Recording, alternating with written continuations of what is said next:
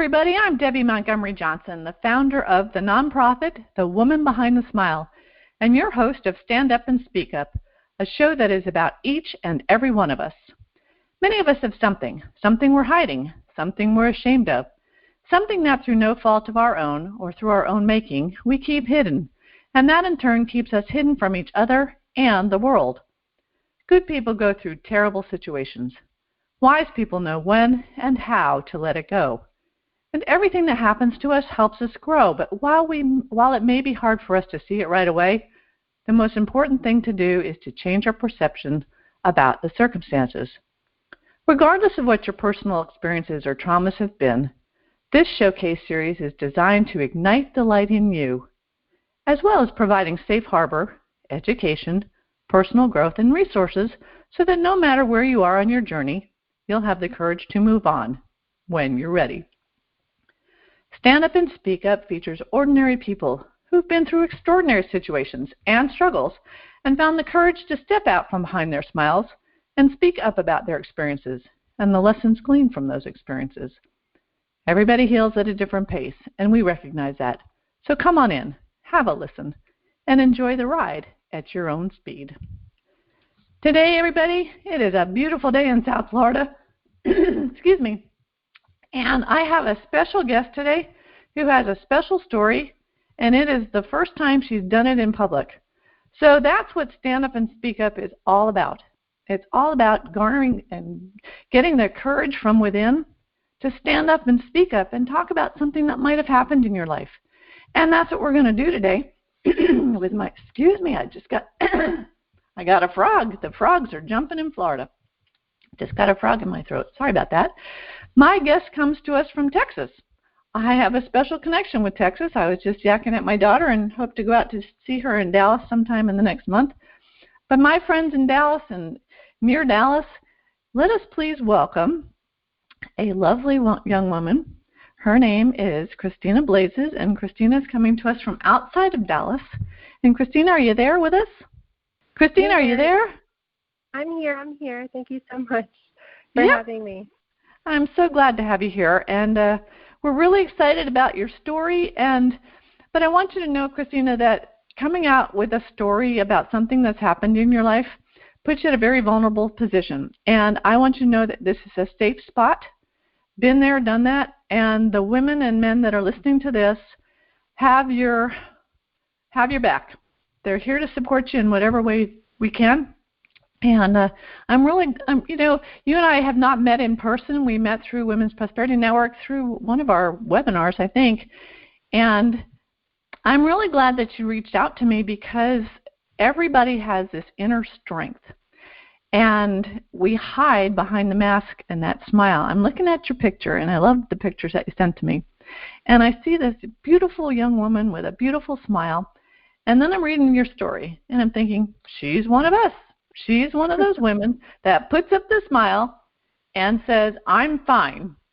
So I would like for you just to introduce yourself as who you are today, who you present yourself to your lovely folks out in Dallas. Who are you today, Christina Blazes?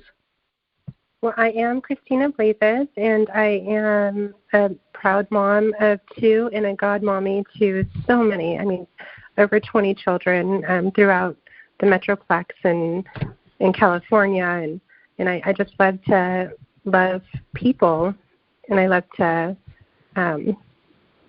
cook for them and make homemade meals because not a lot of people get that now. And I do own a few businesses. I love roofing and remodeling homes and bringing clients' visions to life. That's really a passion of mine, to be able to go into a home and hear, a client's story or their vision and make their vision happen within their budget. I really love doing that, and I love roofing. Roofing for me is like the spiritual covering of a home. Just like, a husband covers the wife. I feel the roof covers, that castle and all of the beings that live within it. So I love it. I love working. I love making things happen in business. So that's who I am. Did you grow up in Texas? No, I actually grew up in California, in the Valley. born in San Jose, summered in Santa Cruz. So very much a beach and yachty girl. My dad owns a yacht brokerage and maintenance business. So came to Texas because of my ex-husband. So that's how I became a Texan. No beach in your part of the country. No, there sure is a lot of sand, though. It's cold out there, too. I know my daughter's out there, and it's nippy. You grew up in a large family, right? Yes, I have 10 brothers and sisters. Where do you fall in that group? In the mid, like upper mid. So, yes. And then my dad, he was popular. So I have, there's 4 of us from my biological mom and 10 of us in total, with stepchildren and then, children from my dad's other relationships or marriages. Did you all live together, all the kids? Yes. So kind of walk me through the dynamics of a large family. Are you competing with each other? Are you working together? Kind of give me an idea of what your family life was like back then. So my dad was constantly at work trying to support us. So and so was my stepmom. So sometimes there's a competition, but not really. We work together, and then sometimes there's bickering, as most teenagers do. They bicker, but everybody was really there for each other. And there are some that get hung up on some bitterness, and that's okay. But blood's thicker than water, and everybody still loves and would be there for the other should anything happen. But some children, were favored, right? So I feel like I was always favored by my dad, so I didn't really have that issue. But with my biological mom, she definitely had a favorite and alienated all others. Well, that's interesting. I hear a lot, especially through my family, that you shouldn't show favorites. You shouldn't show favorites, and sure. Sometimes it's hard, but it's not. I mean, every child is I was going to say is unique. They each have their own gifts. But living in, you had mentioned to me earlier that your mom, your birth mom, had it in for you a little bit because of your red hair. It's beautiful. Your hair is lovely. And why did she have a problem with that? Well, so my mom, and this is, her story, but she comes from, a family of 5, and my grandparents are fresh off the boat from Ireland. And she was born and raised in San Francisco, and they were constantly working to try to support the 5 children. So there was some things that happened, and she grew up in the 60s on Haight and Ashbury. So there's that. But her brother was a redhead, and he did sexually abuse her. So she never got over that, and she was an alcoholic most of my childhood and adulthood. And any of those drunken nights, or a lot of those drunken nights, you would hear about all of this stuff that happened in her childhood. And sometimes she would call me Randy, and that's not my name.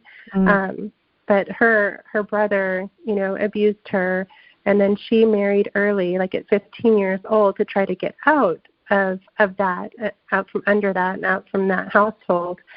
And her brother murdered her husband and then committed suicide and jumped off of the Golden Gate Bridge.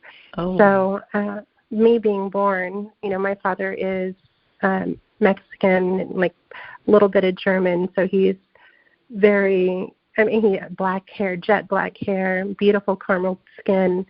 And then my mom is, pale white with dark brunette hair. So all of the children really have beautiful tans and dark hair. And then I come out pale white with screaming red hair. So I think because she was not healed and still is not healed, she she treated me differently because of that. And I learned that later on in life as I reflect and went through therapy and really looked in, because I love my mom. I don't speak with her because, she's demanded that we never contact each other again. So I'm going to listen to the good book and respect my mother and honor her wishes, because it might trigger too much hurt that she's not ready to face. Mm-hmm. And that's okay. It's okay. Did you understand that separation, though, when you were little? I'm just trying to figure out, because you wrote to me and said that she would leave you in a car seat and didn't want to feed you. Who picked up that caregiving if she wasn't giving that to you? Well, out of all the children, I have a relationship with God that is second to none. So as a small child, my spiritual gifts, thrived. Like I would see things or have visions, or I can feel things. And I really believe it's because God himself, sent Jesus and a legion of angels to surround me and protect me. At that time when I was a small child, she was on coke as well. So, and the alcohol. So really no one was there, but I still survived, if that makes sense. So, my aunt would tell me stories of the things that she would do, and I was always dirty. And, I have an older sister on my dad's side that would call me Stinky Stina.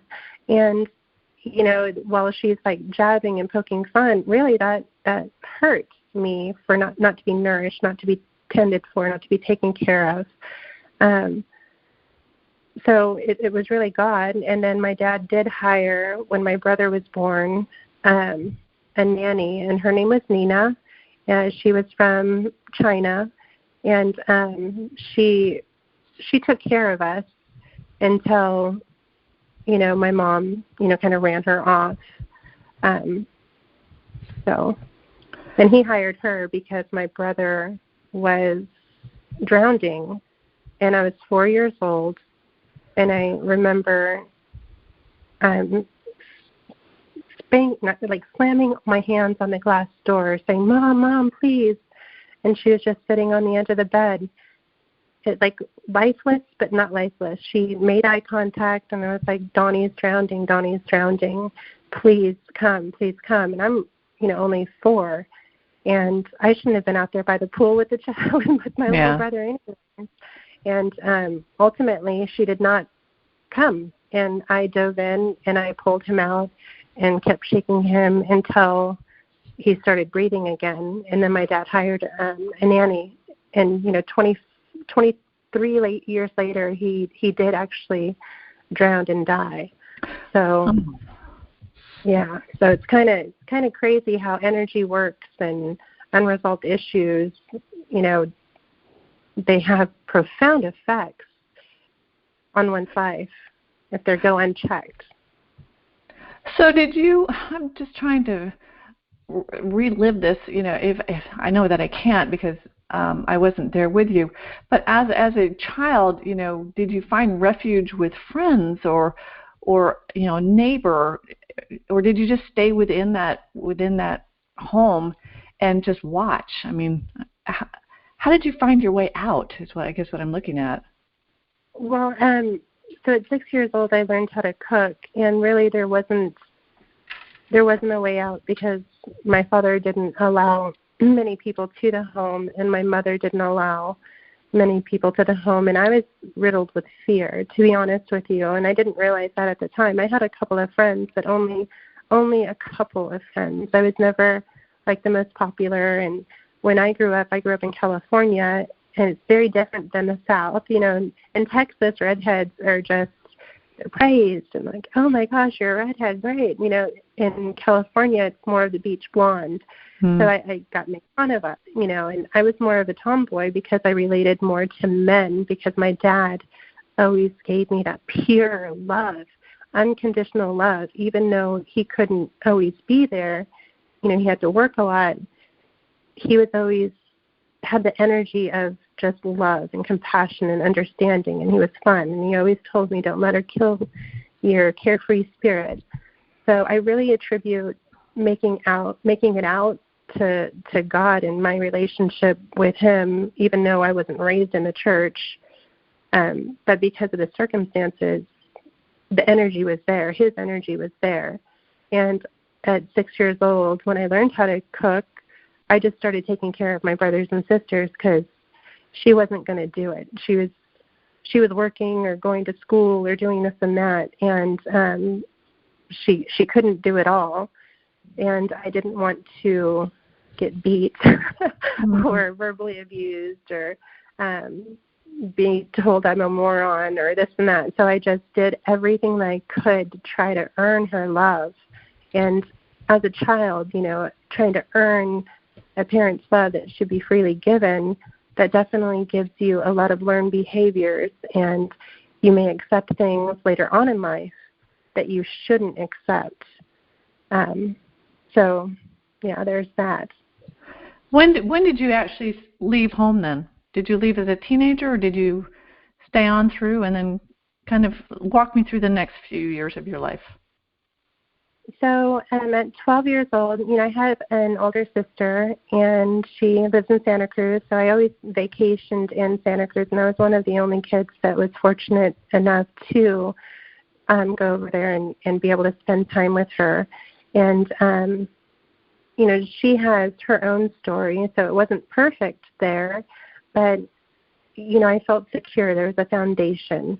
So at 12 years old, we were moving from Turlock, and we were going to move up to Lodi because my dad owns the yacht business, and it's on the Delta. And she beat me, and it was like I decided this is the last time. I remember that I was in the bathroom, and for some reason I had a knife in my hand. I don't know if I was cooking, and then she came in and started just hitting me and beating me, and so I went into the bathroom, and I was looking at myself in the mirror and thinking, well, gosh, I can't live through this anymore. And, I called my sister because I'm not going to kill myself. But, the knife was in my hand, so I don't know. But I called her, and I said, I can't deal with this. And she was like, Christina, I'm either going to call CPS or you're going to come move up here. And this was right before the big move.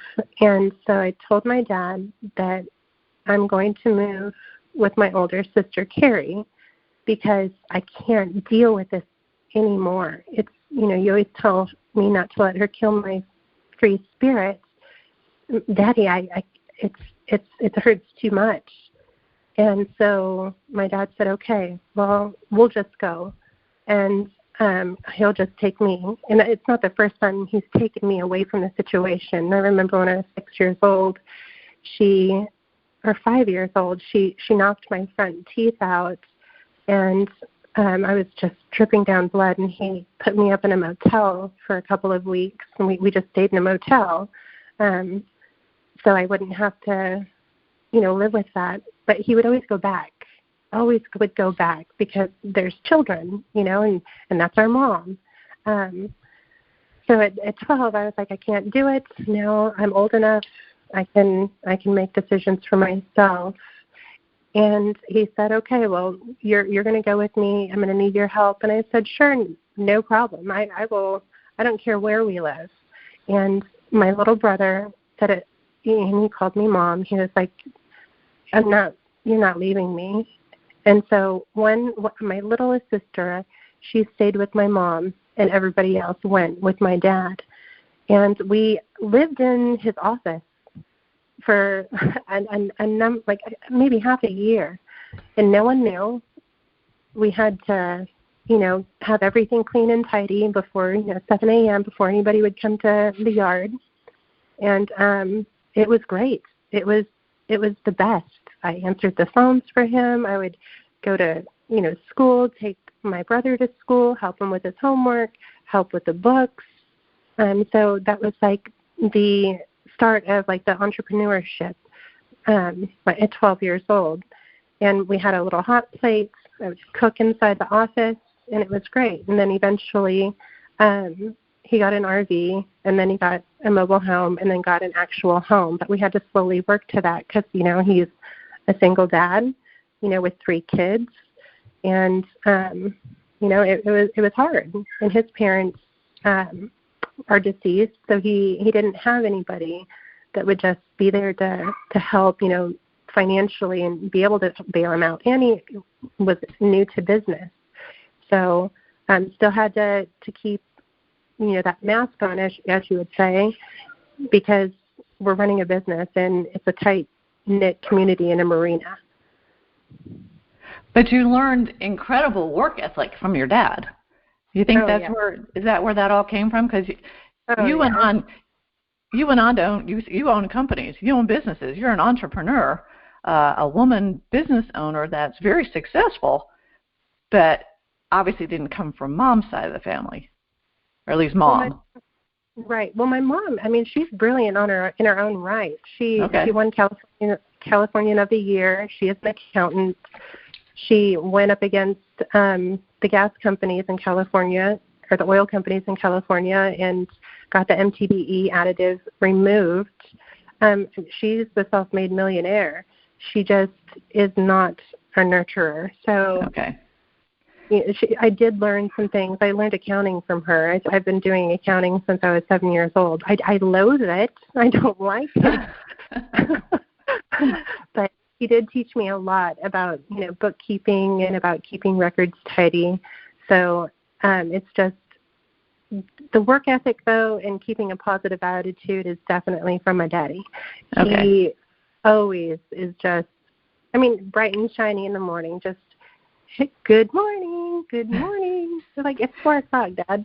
Yes, I'm alive. Well, yes, I am. Well, that's cute, because I'm looking at the emails you send me, and you're the same way. I can see it. You're like, thank you for hearing my story. Love and light. And I love that positive attitude, because that doesn't always happen. It could have gone the other way. So how have you come to discover over the years that you could move forward? You know, you had your dad with the positive attitude, and that was great. But there's that hurt, Christina, that you I'm sure carried for a long time, about not being good enough, not being pretty enough, those not enough things, which especially as a child, when you hear that coming from your mom, I think in what I've seen is there's a mother-daughter relationship that is very special. And if it's damaged in any way by words, you can carry that for a really long time. And so how did you get through that? And you know, I know that you've been married once, twice. Yeah. How did that affect your relationship with your spouse or spouses? So, and I carried that into my first marriage, and because of that unhealed hurt, I guess I chose, you know, my children's father, and he verbally abused me. He physically abused me. He, you know, is bipolar and borderline, you know, schizophrenic. But that was normal, I guess, to me because of the abuse that I endured. And, you know, my older sister did say, you know, you're insecure, this and that. But when she would tell me this, it was more of an attack. So it was never received. And she comes from a good place, great intentions, and she has, you know, a wealth of wisdom. But her delivery wasn't in a place where I could accept it, because it was just harsh and an attack on my being. It's like I could never do enough yet again, you know. And I know that she didn't mean that or intend that, but that's how it came off. So it just went unaddressed, and I accepted years and years and years and years of abuse from my ex-husband. And because of my faith, I thought, okay, well, you know, I go to church. I want to be, you know, a minister one day at that time. So I need to do what's right. I need to honor this and just get through it. But there comes a time where enough is enough, and abuse is abuse, and toxicity is toxicity. And the stuff that we endured in that marriage, that my children endured, I just was so blind to it. He would shoot at the house, like with a BB gun. He'd throw, Christmas, he threw the Christmas tree. Several Christmases. You'd never know when something would happen. But again, because of my childhood, I figured, okay, well, this is just normal. I need to, when I vacuum, it needs to be straight lines. And and then after I do the straight lines, I'd rake the carpet to make sure it was, perfect. Just always make sure that the meal is done from scratch, make sure it's done, make sure the refrigerators are fully stocked, and just smile and just smile. Go to church. Just don't hinder him. Don't bother him. Don't really live life with him. Like with soccer, I want him to go watch our daughter play soccer. She's a tremendous athlete. Don't bother him about that. Don't ask him to go to church. Really, I accepted less because of that unhealed hurt. And eventually, I have 2 living children, but I did carry 4. And on the last child, his name is Blaze. This is crazy, but I named him Blaze, and this is before my last name was Blazes. Mm-hmm. Energy, and I named him Blaze, and my ex-husband, he never wanted children. He said that he just wanted me. Well, I want the family. I want, the precious daughter and the precious sons, and I wanted that. I love those bonds. I love love. And believe it or not, the moment that he left that house,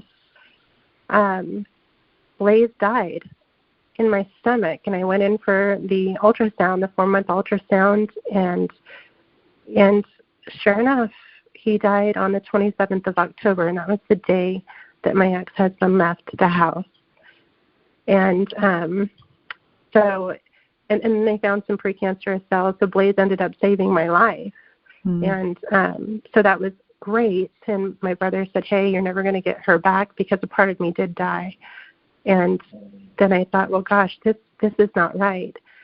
And since I let him come back, but he stayed in a separate room because he did have a mental disorder, and this is my children's father. And eventually he attempted suicide, and I just couldn't do it. So he ended up leaving, and once he left, I moved. I changed the house, and I moved and said, that's it. You left me for the last time. I'm not going to do this anymore. But he did leave me with debt, and I allowed the debt because of the abuse, because I was scared. There was times that he'd have a gun in my mouth ready to pull a trigger. Why would I stay through that? Why? One of the pastors that married us, he said, if you go back again, and then we're going to have some issues. This is enough. And his strength and just saying, it's okay, this is not the way God wants you to live. So I didn't have that guilt. The Bible doesn't teach us to stay through abuse. But because of the guilt that I felt and unworthiness that I felt as a child, I accepted less, or thought that I deserved less, or this is normal. I'm sorry, I'm speechless, and I'm sorry about your baby. I had lost on myself, and I understand that feeling. But it's just loss. It's a loss of a child. It's a loss of that love. I understand, why you wanted to surround yourself with those kids. You were the caregiver as a child for your siblings, and I feel that nourishing, that nurturing part of you, which is really lovely. But abuse is not. It's not something that we should take, and I know that many women and men, have just taken it. And I've talked to many of them, and well-intentioned, extraordinary men and women, women in particular that I've interviewed, that doctors, lawyers, mothers, you name it, and I'm like, why would you stay in that situation? And right. What gets you out of it? So, Christina, what got you out of that besides just leaving? I mean, there was a cycle. You had to break that. And it didn't happen with the next husband, right? No, it didn't happen in the next relationship. The next relationship actually left me with $3 to my name and a $250,000 loss. And I lost the respect of my best friend, my brother, and my daughter, who's another best friend. And it actually took, my current husband telling me that we are not going to get married unless you work on yourself. And, he did scream it once or twice, but you could feel his love. You knew that he had good intentions. He was like, you're better than this. You have unresolved hurt from your mother. You're insecure.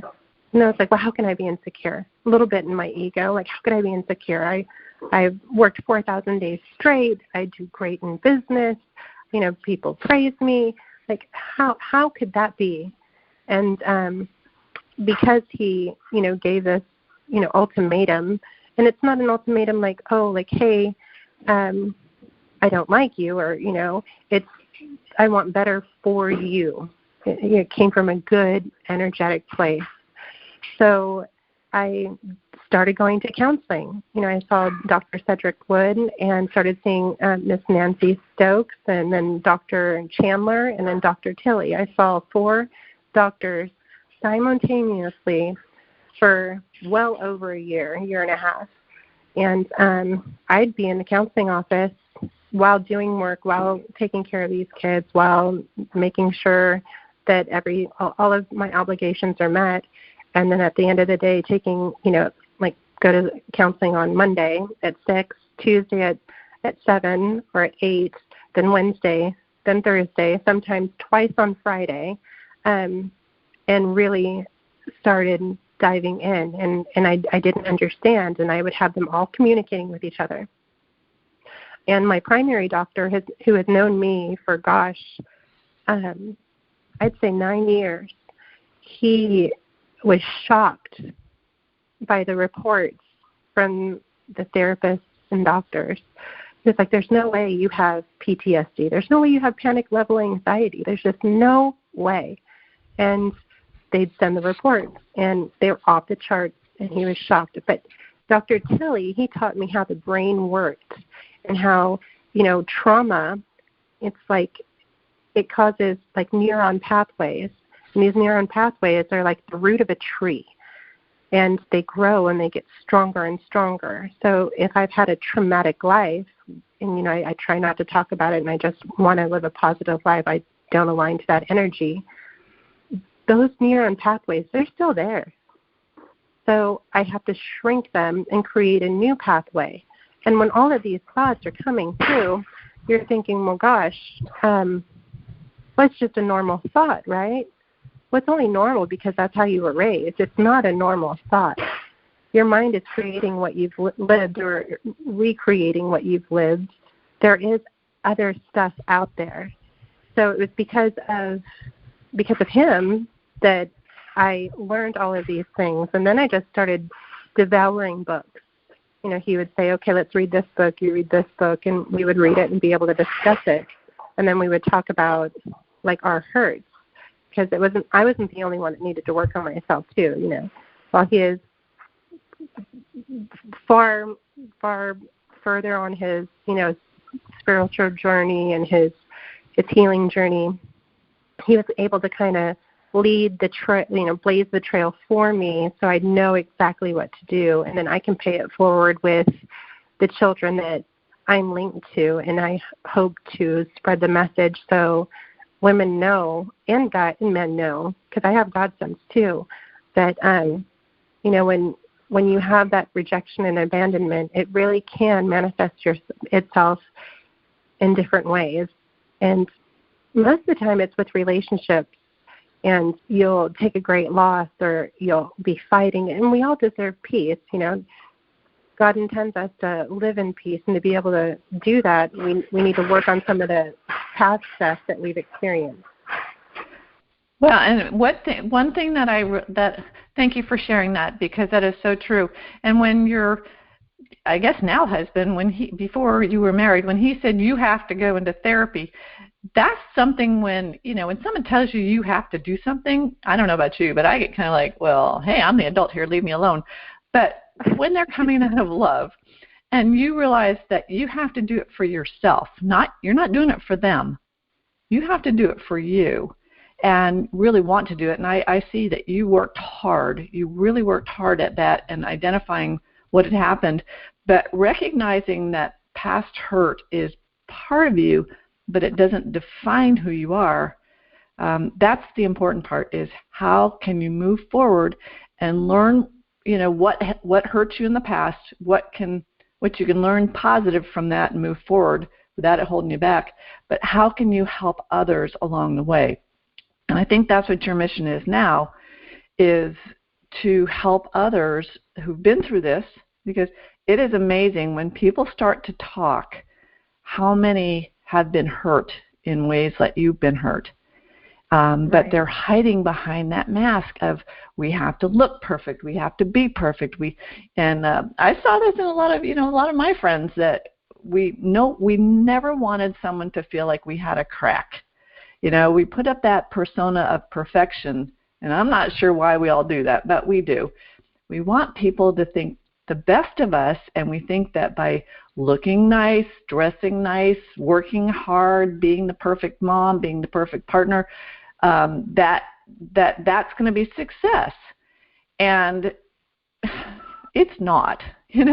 We all have those imperfections, which makes us kind and loving. And if we realize that perfect isn't going to happen until the other side, but we can work on being the best we can be. And sometimes the best we can be comes from being at a terrible place. And, growing stronger is from our experiences. Growing stronger is living through something, your mom leaving you alone or abandoning you or not treating you poorly. And it's taking that spot and saying, so now what can I do with it? So Christina, what are you doing with what you grew up with? That past is past. What are you doing now to make the present and the future a better place for yourself and for others? I'm actually paying it forward, and with every cup of homemade orange juice that I make these kids, that come in, and I'm actually listening to them without guilt and shame. Teenagers, for them to open up to you, it's unheard of. They don't even talk to their parents. But all of these teenagers, they come and they tell me everything, and they're looking for guidance. They want to feel loved and accepted. So I'm being a safe place, just as you said that being on the phone with you and whoever else is listening, it is a safe place. So I am a safe place. I'm Mama Stina to so many, and I'm always listening, without guilt, without shame. Everybody makes a decision because of a past hurt, or because this is what they were thinking, like a teenage girl, if she's being promiscuous, well, why is she being promiscuous? Well, she's not getting all the love that she's yearning for and needs at home, and so that lust factor starts playing in. And when a gentleman's hand glides across your skin, because I've been there, it releases endorphins and releases the love hormone, and then you're thinking just for those few moments, oh, I'm loved, I'm accepted, I was chosen, he wants me, he only wants me. And then it pans out however it pans out, and you're left feeling shocked and filled with regret or what have you if they don't choose to partner up with you for an extended period of time. So being there for people and without guilt and shame is what I'm doing. No judgment. We're living life together. We're here for our soul's evolution, and there's different lessons everywhere. But your lessons might not be the same as my lessons, but there's no guilt and shame, right? I mean, we're learning. This is what we're called to do. That's why we're not on the other side.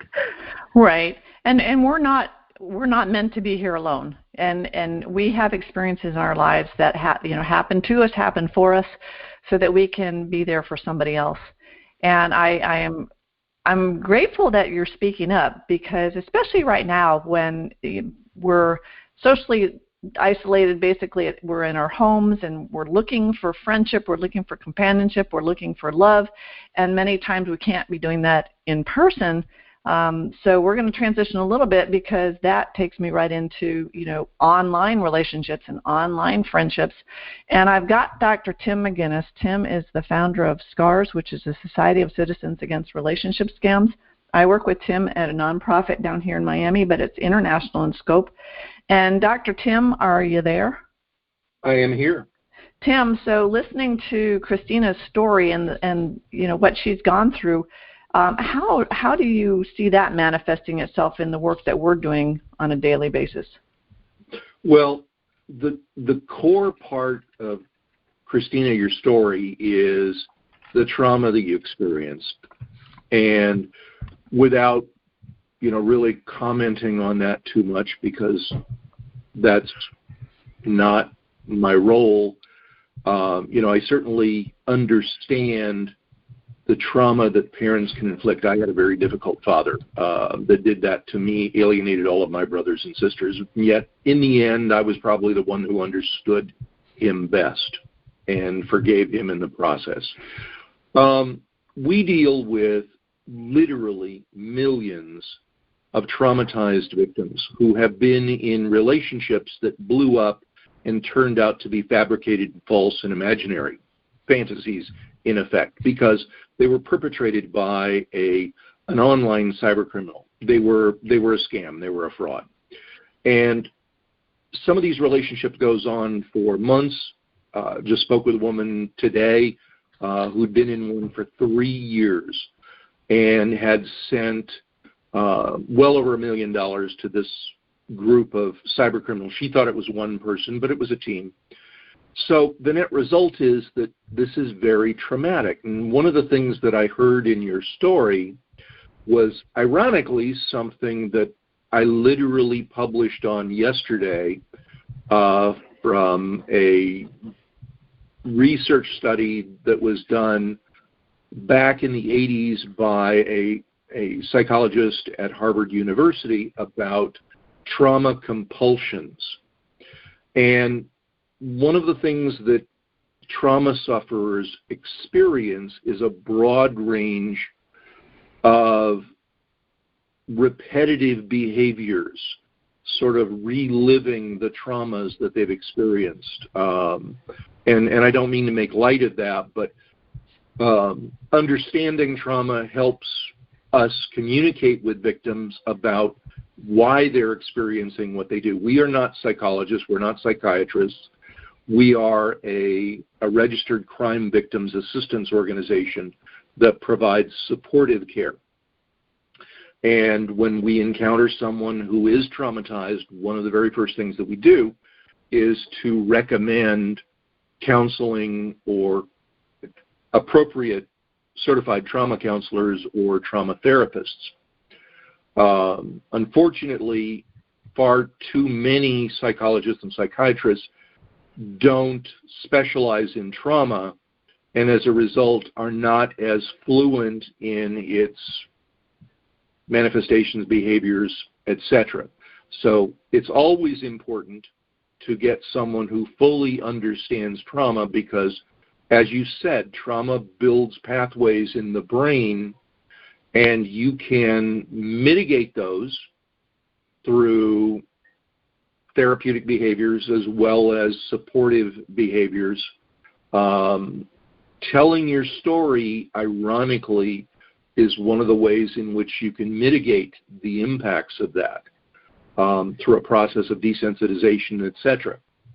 But this is as non-trivial as it gets, and trauma affects all of us. Yesterday, for example, 1/2 of the country went through a profoundly traumatic experience. The other half expressed themselves because of their past traumas. So pretty much our entire country was expressing aspects of trauma all at once in one day. The net result of all of this is one of the things that most challenging in our world. And I'm glad that you're able to help adolescents. Perhaps there's a way to collaborate, because one of the things that we find is that adolescents and young adults are the fastest growing demographic for victimization as a result of online crimes. Not only the obvious pedophilia, human trafficking, but also financial fraud, because they don't have a clue.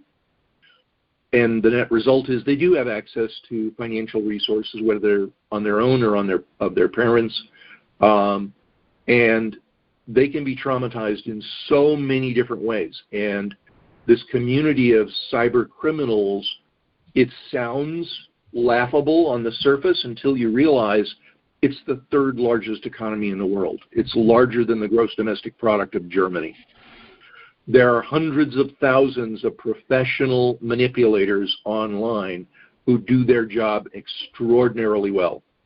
And they're not stupid, and they can take advantage of virtually anyone can be scammed. So this is what we do, and we do encounter this. And unfortunately, one of the things that trauma victims, and I use the term victim in sort of an analytical way, not as a judgmental way,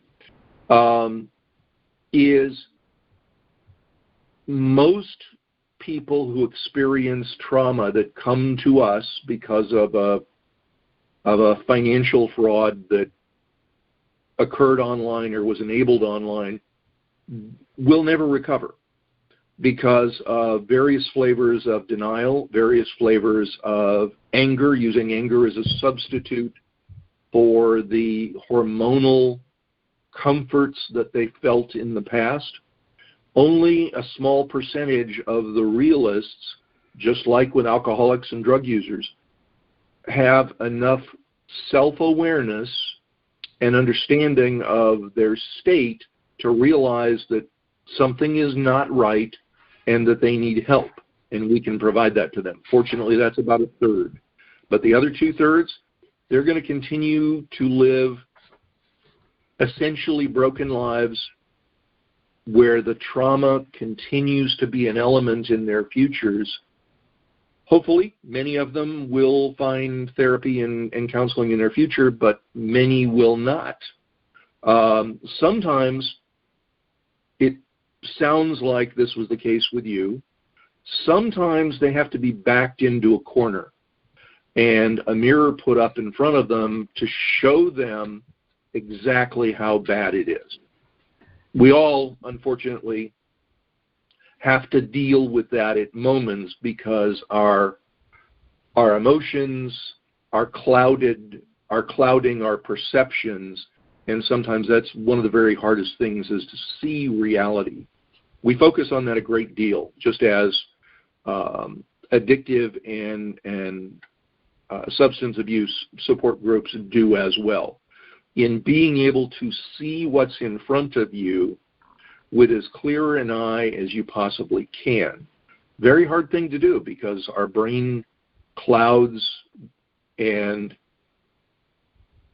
changes our perception of everything that we see and feel and understand about the world at large, relationships, attitudes of others, etc. And unfortunately, there's enough people out there that are suffering in their anger or their denial. And one of the things that we've experienced, and there is literature to this, is trauma seeks trauma. And it is, again, going back to the compulsions of trauma, the recidivism of trauma, seeking out to relive the trauma of the past. Trauma seeks trauma. So if you are substantially, I don't mean you personally, but I mean if a person is substantially afflicted by trauma, then they will tend to seek other traumatized people who share similar views, because they can reinforce in their denial or in their anger and rage. Others can take on the persona of being saviors, that they're the only ones who can save the world. And everybody who disagrees with them in any way, shape, or form is the enemy. We experience a great deal of that. I myself am not a psychologist. I'm an anthropologist.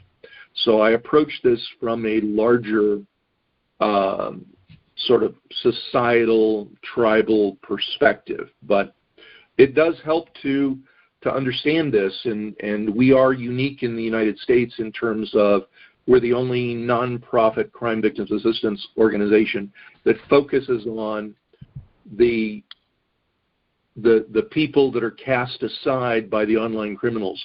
And we do this worldwide, about an audience of about 30 million romance scam victims alone worldwide. Our organization is called SCARS.